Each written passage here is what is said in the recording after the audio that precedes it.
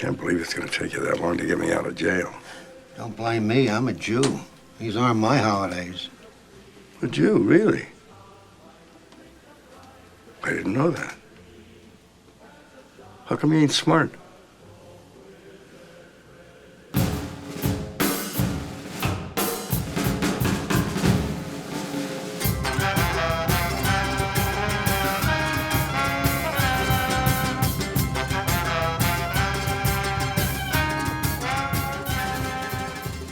Welcome to Amusing Jews, where we celebrate Jewish contributors and contributions to American popular culture. I'm Jonathan Friedmann. And I'm Joey Agelfield. Producer-engineer Mike Tomren is working somewhere behind the scenes. Amusing Jews is a project of Adat Chaverim, Congregation for Humanistic Judaism, the Jewish Museum of the American West, and Atheists United Studios. Hey Joey, what makes a Jewish man? In the American popular consciousness, two dominant stereotypes have persisted since the early 20th century. On the one hand, we have the timid, pacifistic nebbish, who might have a big brain but isn't so developed in terms of physical prowess. Think Eddie Cantor, Woody Allen, and Filbert the Turtle from Rocko's Modern Life. On the other hand, we have tough guys like escapologist Harry Houdini, mobster Bugsy Siegel, and NFL player turned professional wrestler Bill Goldberg. Both types have long, convoluted, and misunderstood origins, something today's guest can help us sort out. We're delighted to talk with Miriam Eve Mora, Managing Director of the Raoul Wallenberg Institute at the University of Michigan and author of Carrying a Big Schtick, Jewish Acculturation and Masculinity in the 20th Century.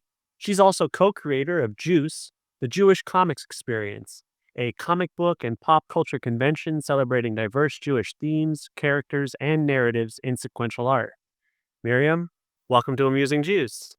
Thank you so much for having me. It is really exciting to be here. Your book, Carrying a Big Schtick, explores how 20th century American Jewish movements and organizations pushed against stereotypes of weak and feeble Jewish men and tried to mold a more conventionally Anglo-American Jewish masculinity. What drew you to this topic?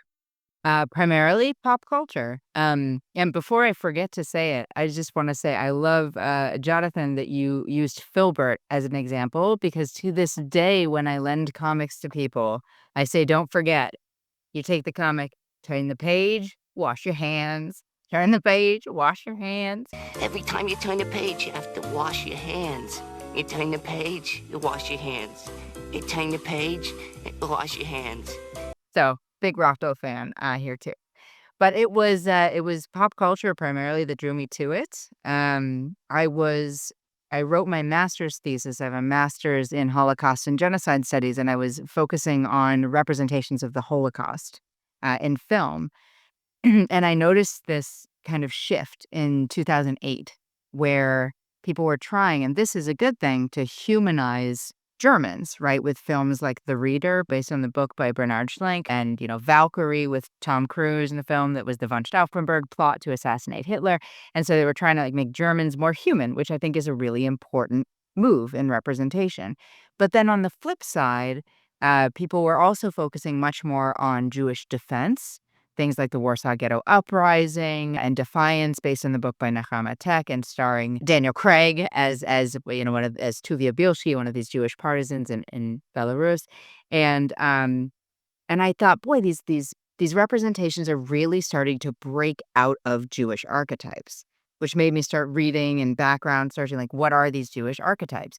And then I kind of worried about where it was going and realized I was really right to be worried when Inglourious Bastards came out the next year. And I really felt like that trend set the stage for this kind of breaking of the way that we see Jewish men.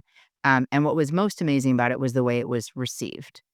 How many Jewish men, how many rabbis actually published reviews of Inglourious Bastards saying, this is so great, now we don't have to have ever really been victims. And I thought, wow, what an amazing statement. So that's kind of what led me to it. And there's some interesting work that's been done on Jewish masculinity. Daniel Boyarin, who's a religious scholar, wrote a book called Unheroic Conduct. years and years before mine about the kind of Talmudic view of gentle masculinity as this alternative form of masculinity. He wrote the book and he explained that he was kind of reclaiming Jewish sissydom, right? Um, but I think there was a lot more going on that needed to be examined, and particularly outside of religious Jewry. Because what my book really focuses on is, I'm an immigration historian. That's where I went after genocide studies. I went to immigration history and got my PhD in immigration history. And it's the process of acculturation by which Jews fight to become American. In that's where I think we see the most interesting connections with masculinity, because masculinity and nationhood are so tightly bound up. And bound up with them, of course, are the ideas of whiteness and race, that to be a real American man, you have to be white and Christian.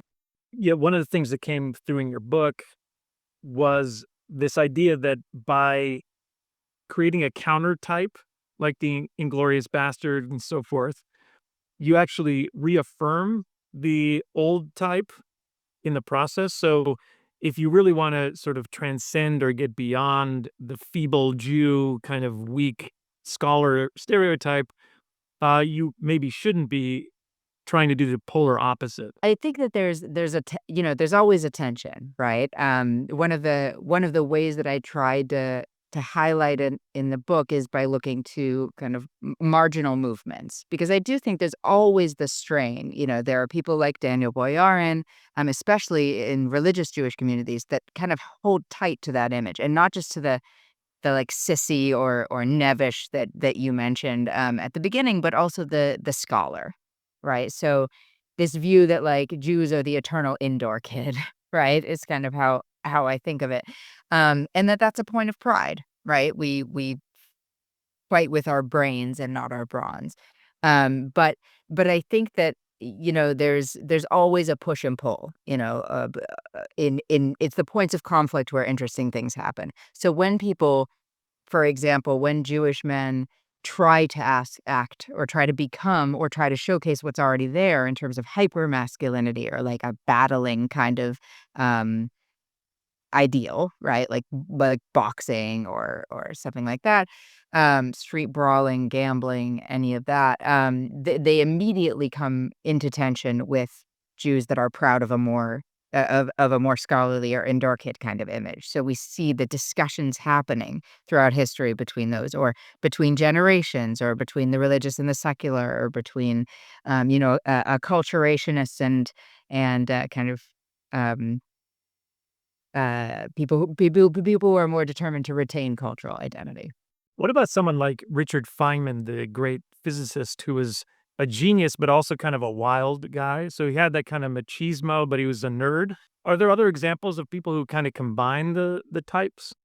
That's a great question, because I think there absolutely are. In fact, I think that some of the most identifiable nebbishes there are have this. Like Woody Allen, everyone's like, "Oh, you're writing about Woody Allen," right? Woody Allen is the ultimate nebbish. And he might be, but he's also, some of the marks of acts of manhood, right, which is one of the kind of gender studies or queer studies terms that I use in the book. These acts of manhood that are kind of performing masculinity.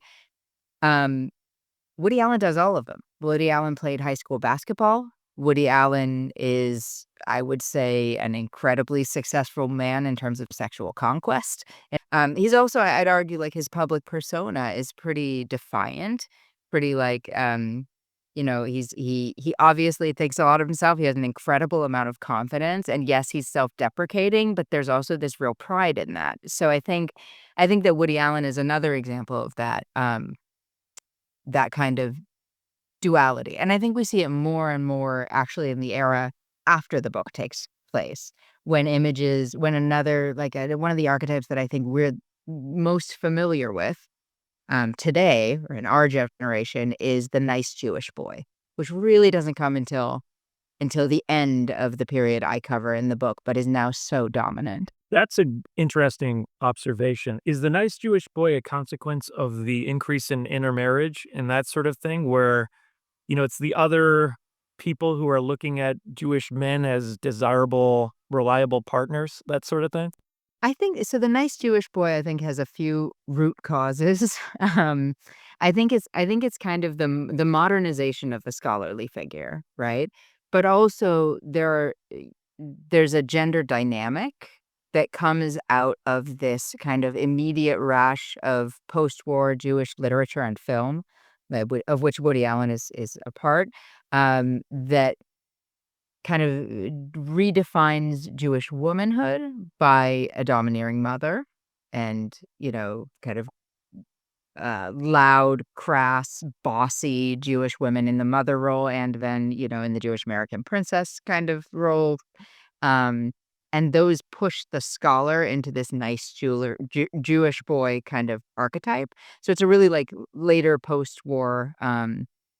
But I also think it's a way that Jewish men in America worked to negotiate the pre-existing American concepts of Jewish masculinity, like The Scholar and these more tough images that had come out, but in conversation with Israel.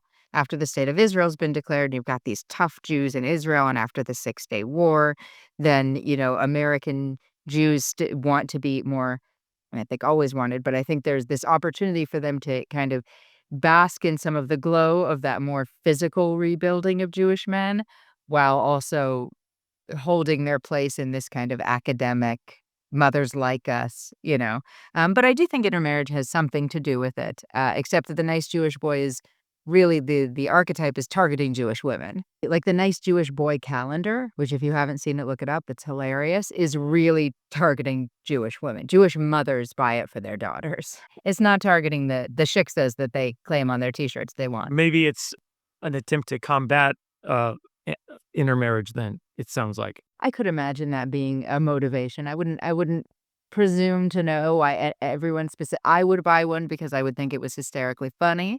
The poses are particularly funny.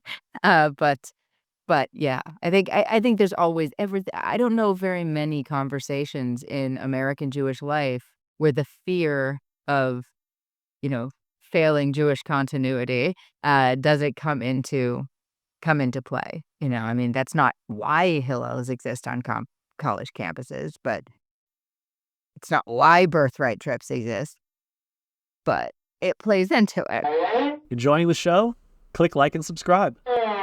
So you do examine a variety of efforts to refashion Jewish manhood to conventional muscular American norms, like organized crime, athletic and boxing clubs, agricultural schools, outdoor camps, military enlistment, Zionist groups, and even counterculture protest movements. Were any of these particularly effective in furthering American Jewish acculturation? Absolutely. Almost all of them, I think. There's I think at one point in the book, I say that Jews are on this journey up what I call the slippery slope of Jewish acculturation, meaning, there's this forward climb, but there's all these setbacks, right? So throughout the book, I talk about progress made and then, kind of progress not defeated, but setback. So, for example, military movement, I mean, joining the military, Jews have always joined in American wars, and almost always, I believe, in disproportionate numbers to their percentage of the population. The continued accusation that Jewish men don't join the military is one of the points that I like to focus on as an example of the gendered bias inherent in anti-Semitic rhetoric. So anti-Semitism says Jewish men are weak, Jewish men are cowardly, Jewish men are evasive of duty, and that's an old stereotype. And Jewish men in America fight in wars, they fight alongside all other Americans, but what they do differently, and it's because of this anti-Semitism, is they try really hard, not the individual Jews, but especially Jewish communal organizations like the Jewish Veterans of America, Jewish Welfare Board, all these organizations. They, in addition to encouraging Jewish men to participate, they try really hard to publicly showcase Jewish participation, to put out these pamphlets and numbers. Look how many Jews are serving. Look how many Jewish casualties, from America there have been in this war. And they do affect change, right? So, for example, in the First World War, the medical advisory boards for the United States Army had a statement that said Jews are the foreign-born immigrants, all foreign-born immigrants are more apt to malinger, but particularly Jews, right? Like Jews are going to come into your office and they're going to claim that their toe hurts and they can't go to war, right? And the Jewish community fought this and had it removed. So that's some like institutional change, but also more people got used to seeing more Jews in uniform, Jewish military attendance lists in synagogue newsletters, things like that. So there's definitely forward progress. That all kind of halts with the draft in Vietnam because it's not up to people anymore, who goes. But also the idea of military service as this mark of masculinity really changes with Vietnam, in that, men are burning their draft cards. And is that a masculine act or is that a cowardly act? And that's up for debate. So notions of gender in the late 60s really shatter across the board, which is one of the reasons that's really where I round off the book. But some other examples, I think, of real progress that these movements made. The only one that you mentioned, I think, in that list that I would say did not help is agriculture. And there were so many attempts and some fairly successful. But what my research really found is that, the claim was by acculturated, wealthier, longstanding American Jews who gave money for these new immigrants to be acculturated through farm work, right? These like uptown Jews in New York who had money saw this waves of new foreign Jews coming in, making them look bad, engaging in crime, and they said, we got to make these bad European Jews real Americans. And how do we do that? And they didn't do it the way they became Americans, which is just by being born here, being here for generations. They said, oh, we'll put them through like a frontier experience, right? We'll send them out to the country. We'll teach them to be farmers and poof, they'll be American. Well, that didn't work. It didn't work for so many reasons. But one of the main reasons that it didn't work is that Jews have a long history. These Jews coming in from Eastern Europe had this long history of engagement in the trades and in textiles, and they had these connections with their families back home. And as soon as they got enough money and connections together to get out of agriculture, they got out. They never wanted to be farmers. So, or some of them went into agricultural studies or, things like that. But farming was never really a huge success. But some of the other ones, camping, Zionism, certainly, and I will say when we're talking about Zionism, we're talking about Zionism in the context of the early 20th century, like a very different thing. So it's before the state of Israel, and what they're doing is really participating in the same nationalist movements, not only that people across Europe are participating in, which are so also tied to masculinity. And I have a whole section about Theodor Herzl and his connection to Austrian masculinity and failure to attain that and creation of political Zionism. But in America, American immigrant groups who are in these little enclaves, they all have ties to their home countries. And that is a point of pride for them too. But it is also one of the things that makes them American. If you're American, you say like, oh, where are you guys from? Like, where are your ancestors from?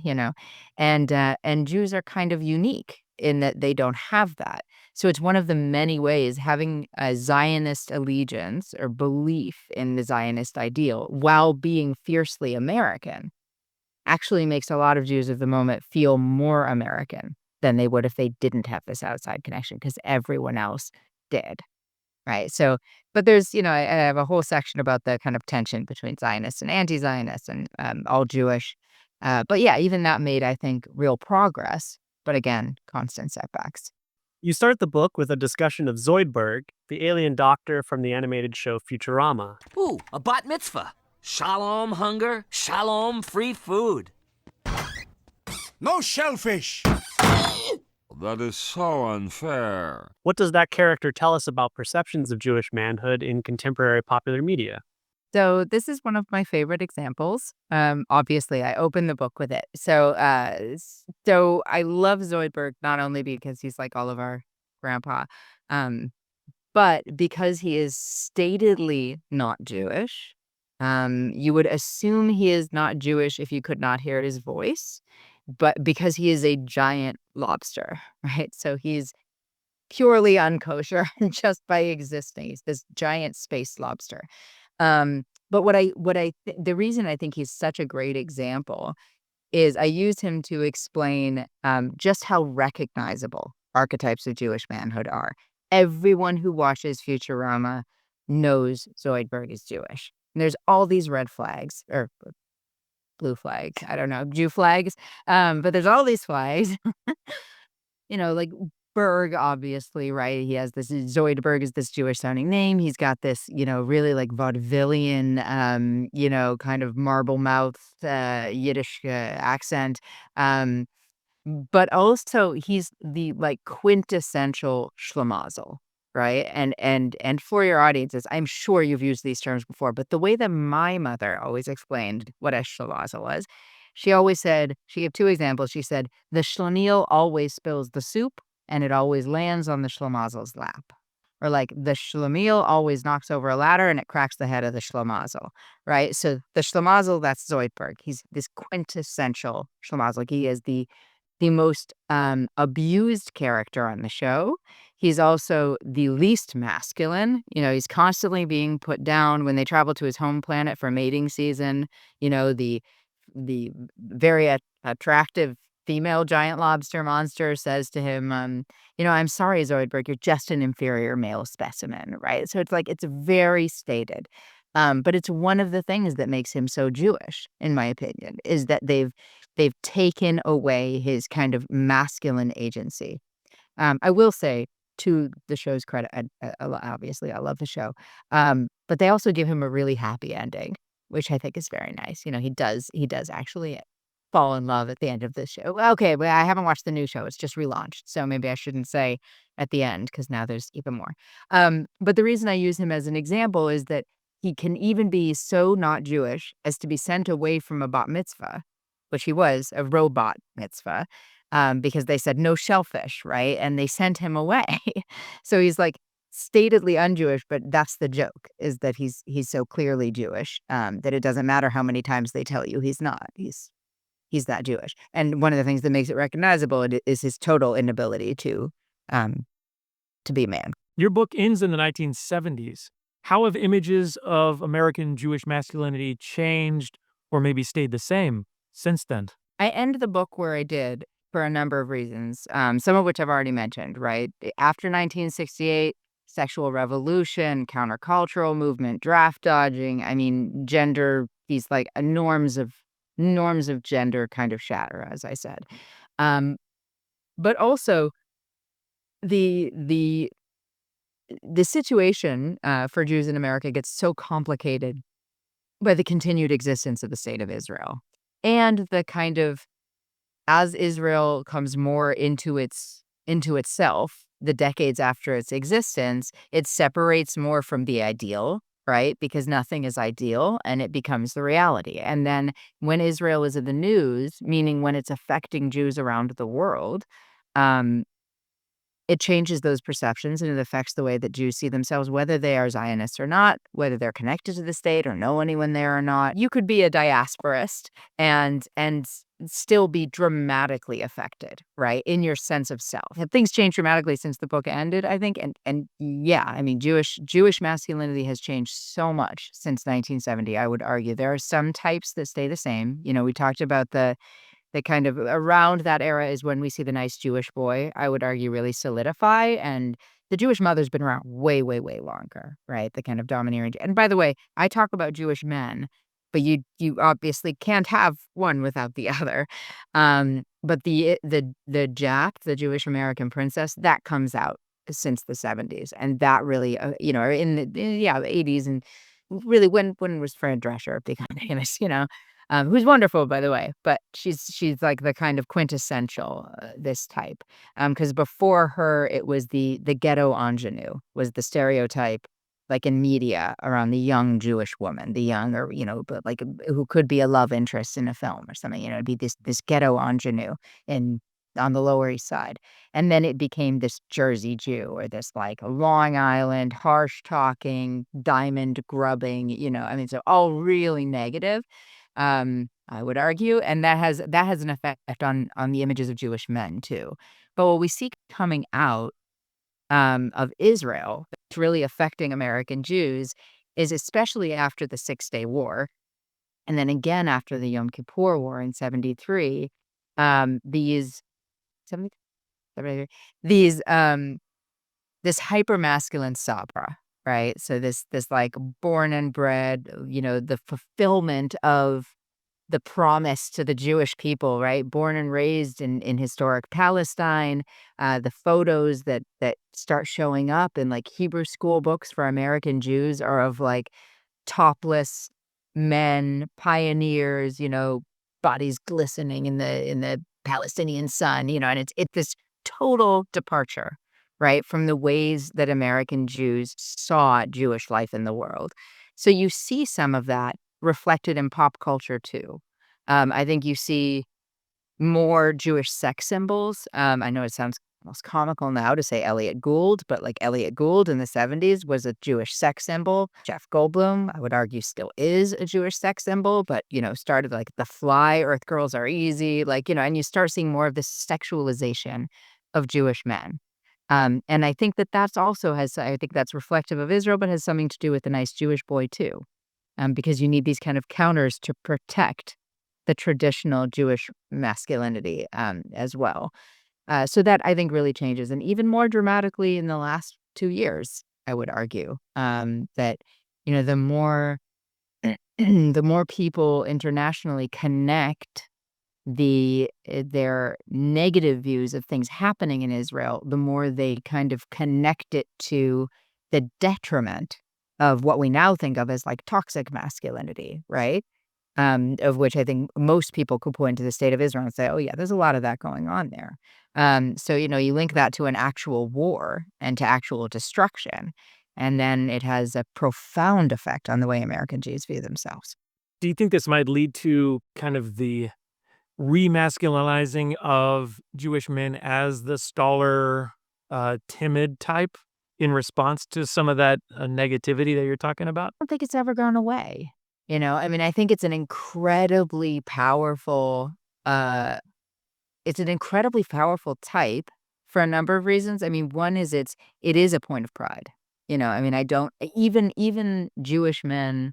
I bet if you cornered John Bernthal, right, the actor who plays the Punisher, who's Jewish and was a Marine, I think, I bet if you cornered him and showed him a picture of a Jewish scholar, like, and said, is this a good way for a Jewish man? Maybe he'd say, hell yeah, I do. I think that it's our history, it was there for a reason. Jews weren't allowed to participate in the military in Europe. Jews had to devise these kind of other pursuits. And I think that Jewish contributions to science and literature and, and academia and all these different venues, it's something that the Jewish community is not going to let go of, because it's, contributions is how we measure our worth in the world, right? Not just us, but the grand us, all humans, right? How have we contributed? So I don't think it's gone. I think it's still very much here. And I don't think it could necessarily have a resurgence, because I don't think it's even diminished in popularity. I just think the views of Jewish men have really diversified. You're the co-creator of JewCE, the Jewish Comics Experience. Could you tell us about JewCE and maybe how superheroes like Superman, Batman, Captain America, Hulk, Thor, etc. reflect masculine aspirations of their Jewish creators? Yeah, that is a great question. The first part of it is, I believe, talk about the actual convention, which I love to do because it was like the single coolest thing someone who got a PhD in history could imagine doing, unless you think history is really cool. So I was working at the Center for Jewish History, and was able to, with their support, which is amazing, and props to that organization for supporting this kind of loony but really fun idea. I reached out to Fabrice Sapolsky, who's a comics creator. He co-created, I believe, Spider-Man Noir and Intertwined and a whole bunch of other comics, and now is a publisher in his own right at Fair Square Comics. Um, And he had started, I reached out to him because he had started the Jewish Comic-Con in Brooklyn years before. The year I moved to New York City, I saw a flyer from across the train, like stuck in a window. It said Jewish Comic-Con. I like bolted across the train. I was like, these are my people. And I got there and it had passed the previous weekend. Yeah, I know. And then the next time I was honestly just too pregnant to go to a Comic-Con. So it would only happen 2 times, and then the pandemic hit. So it was in 2022 that I reached out to Fabrice Sapolsky, and I said, "I wanna relaunch this thing or to create something new." And the 2 of us, sat down, and we had a few conversations, and we talked about all the things that weren't maybe ideal about the way it had been done before. It was in a synagogue in Brooklyn. It was less accessible. I was really focused on Jewish creators instead of Jewish content, Jewish themes. So when we put together JewCE, the idea was that we would be having a Comic-Con, which was really, really and truly open to everybody, um, but focused on Jewishness in comics. So there were Jewish creators there. There were non-Jewish creators there. We focused on comics that had Jewish themes or Jewish history or Jewish characters, or were even arguably Jewish. Really, really anyone who wanted to talk about this, because the industry itself is an incredibly Jewish industry. Has this long history of Jewish creators, and just like with, these ideas of masculinity, there's reasons for that too. There were Jews involved in publishing, but comics publishing, when newsprints, comic strips started in newspapers, and that was a really high status job. Like writing a comic strip for a syndicated paper, for like a Hearst paper or whatever, or Pulitzer paper. Those were like really high status jobs. But reprinting the things that had already been printed in compilations was a really cheap secondhand publishing gig. And that's something that Max Gaines, born Maxwell Ginsburg, I think, all and so many Jews that followed, in New York, started this kind of secondary industry and created that comic book. So it really grew out of that, and it was really familial. Like Stan Lee was hired into Timely Comics, which became Marvel, because he had like his sister's husband's whatever already worked at Timely. So like it's this very, familial Jewish connection kind of industry. Um, but so that's why we created the con, because it's part of the industry. It's like, I think, at the heart of the industry in the golden age, but has kind of remained somewhat through. Um, and it was a really amazing con, and we did 2 years. We're talking right now, since I've left that position, we're talking about how to move it to other venues. So I'm hoping that JewCE will live on.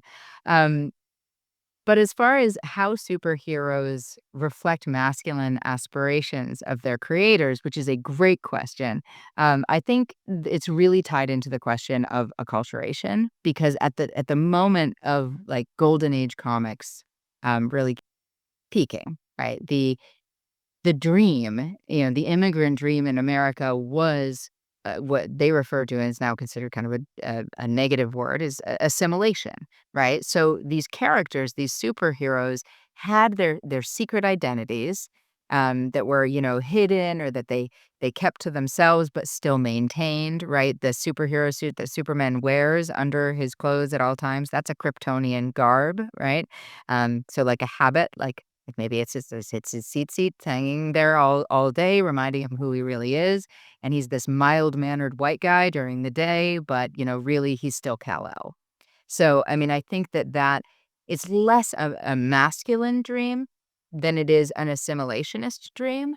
But like I said at the beginning, you can't have nationalism without masculinity, right? I mean, they're so closely tied together. So the ideal American is always a man, right?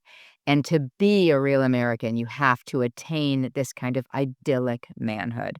So I would argue, in the cases of like Captain America and Superman, who are just like all muscles, all good deeds, all positivity, all American all the time, it is assimilationist and it's masculine. Some of these guys were pretty tough though, right? Like Jack Kirby was like a tough talking, and a lot of them, Stan Lee, Kirby, I don't even know how many, but a lot of them were vets, right? Or served, or started writing comics and then went and served in a war and then came back and kept writing comics. And some of them were just too young to get out there and serve, right? When they created Siegel and Schuster, when they created Superman, they were in high school, right? They like snuck in and used the mimeograph machine in the secretary's office and printed out these like fanzines pretty much and started sending them around to publishers. Um, so yeah, I think it's assimilationist dreams, and I think that's tied in with masculine dreams too. Yeah, I think it kind of all comes together for me with, I think it's issue number 1 of Captain America from 1941, before the U.S. even entered the war, where, Captain America is punching Hitler. And, that's Joe Simon and Jack Kirby who, created this super American who's also maybe kind of coded Jewish because they made him punching Hitler. There's something magical about that. It's incredible because the comics industry was so garbage, right? The way it was viewed by the mainstream, at the time when America was still playing isolationist, was still trying really hard not to get caught up in another war. There was the Office of War Information had like this really, they had regulations for Hollywood and what Hollywood could write about, what films could be produced. They didn't want Hitler depicted negatively, right? That's why Charlie Chaplin had to produce The Great Dictator by himself, because no, you weren't allowed to show Hitler, to speak negatively, to draw America into a war. And so small and unimportant was the comic industry that they could do that, right? And not just punching Hitler in the face, which of course I have it on my wall. It's like one of my favorite covers of all time. Not the original, obviously, poster, because I'm not a billionaire. But not only is that cover amazing, but over the next few years during the war, they were still not monitored in that way. So there were covers that showed concentration camps, that showed bodies going into crematoria, things that people claimed Americans didn't know about. Right? Until, decades after. I mean, people would say, oh, but they didn't really know what was going on. Look at the covers of Captain America in 1943. It's all there. So I think the lack of regulation of the industry allowed them to carry out these, what we might think of like Inglorious Bastards, right? As these kind of Jewish revenge dreams, or fantasies. Yeah, it's really fascinating. Captain America was unique in that, in that punching Nazis satisfaction kind of, or what after Inglorious Bastards came out, people were calling kosher porn, right? This now we can really hurt these guys. But there's also some other just to throw a little bit of women in the mix, even though we're here talking about Jewish men. There are also women in the industry who are doing the same thing. So one, we also produced an exhibit on Jewish comics to go along with which is traveling now. I think it's currently in Washington, D.C., and I'm not sure where it's going next, but, look for the JewCE exhibit. But there's a section on a comic called Senorita Rio, written by Lily Renee, who was a Kindertransport survivor who made it to the United States and started drawing, answered an ad for an illustrator and started drawing Senorita Rio, which had been previously drawn by a man. But Senorita Rio was a Latin American film actress. This is the story, whose, husband was killed by the Axis. And so she became a super secret spy in Latin America, seeking out Nazis and punishing them. And that was also, during and after the war. So, so Jewish and assimilationist and revenge kind of fantasies. You also have a chapter making a Jewish case for Ferenginar, redeeming Star Trek's worst archetypes in Jews in popular science fiction, marginalized in the mainstream, edited by our friend, Valerie Estelle Frankel. What's your case? I know I wrote a whole book on Jewish masculinity, but I could talk about the Ferengi all day. So there's all these discussions always, and I'm sure Valerie, you've heard lots of these kind of who are the best space Jews or who are the worst space Jews. And I feel like what everyone is always either saying or trying not to say is the Ferengi, right? It's so obvious. But I kind of, in this chapter, which I was absolutely delighted to be able to contribute to that volume, honestly, I'm still more proud of it. anything I've ever written because I've making this argument since I was like a teenager. But the way I frame it out is I really ask the question, like, are the Ferengi space Jews? And the answer is yes.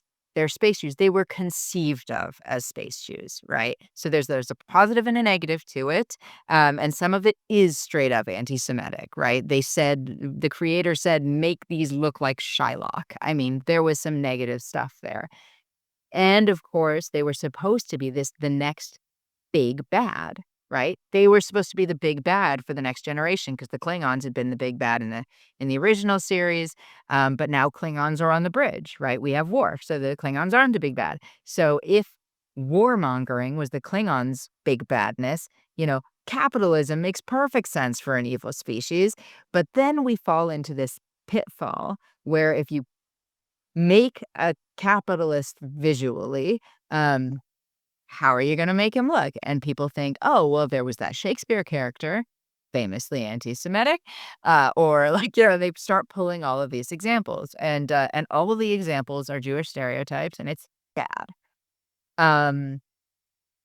And I don't know, and I don't make the argument that this was all intentional. Like they were supposed to have little beards originally to make them look like Shylock. They took those out. They would have looked even sillier.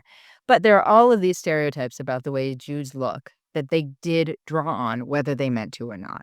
And some of them are so absurd. I promise you, unless you've read my article, you don't even know them, right? So Ferengi have blue fingernails, and that could be totally random.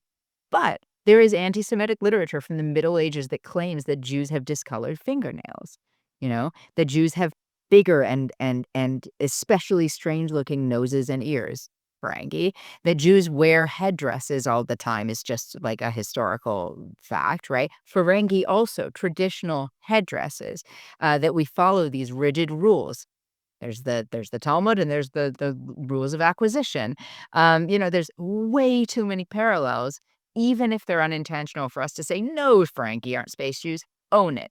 They're space Jews, right? Done deal. Now the question has to become, is this a bad thing? And what do we do about it? And I feel they fell into these terrible pitfalls in The Next Generation, which I really do believe was a generally good-hearted, well-intentioned, and wonderful show, in spite of a few certain episodes that are just terrible. But that's almost every Star Trek show. But the reason that I wrote the article is because I think that Deep Space Nine as a show did some really amazing things. I don't know if they did this intentionally, although because I've never talked to Ira Bear, right, one of the showrunners, but I would bet my hat that Ira Bear, intentionally or not, recognized that the Ferengi were Jewish and leaned into it to make them better.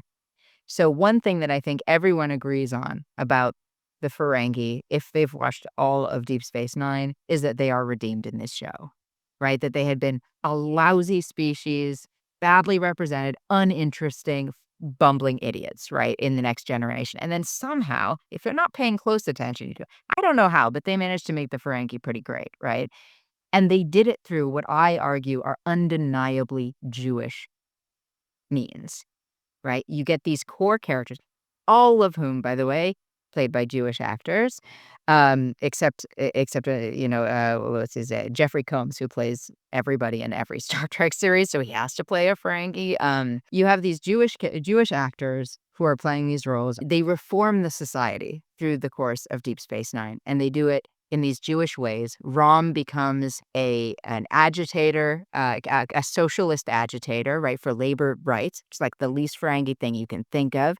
Ishka, the one female character, becomes an advocate for equality.